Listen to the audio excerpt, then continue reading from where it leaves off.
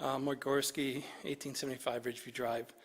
A couple points on just a philosophical issue, and it's aside from what the state found in using contractors and consultants and using those terms interchangeably. Part of the justification in building this building itself, we heard and didn't really protest, was that we needed to scale and grow with our community. Yet when we choose two of the most important positions in town, we get these retreads in here who are basically double dipping. And I know a lot of people in the military retired and they can go off at a young age and work, but when you bring in people who really have no skin in the game, when things get really rough, they get to resign and re-retire.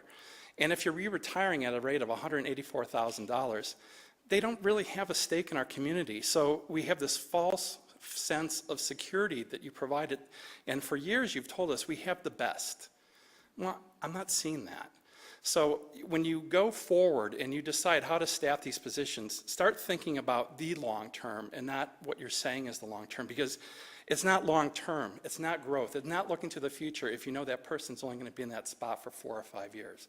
So that's one point. The other point is you had SAFER grant money that you really didn't act on for years, and here we are, we're at another deadline, and it was a can that's been kicked down the road, and here we are again facing a month away from a shortfall.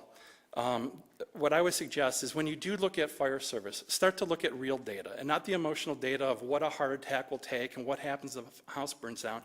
Look at the call sheets you're never given by your fire staff and find out how many legitimate fire calls, how many instances, and I can help with the statistics because this is what I used to do.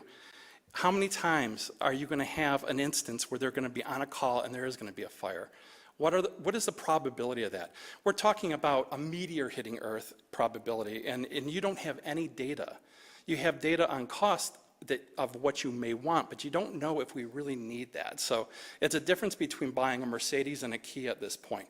Decide what we need. Do we need a Kia or do we need a Mercedes? And the last point is for Councilman Quartz.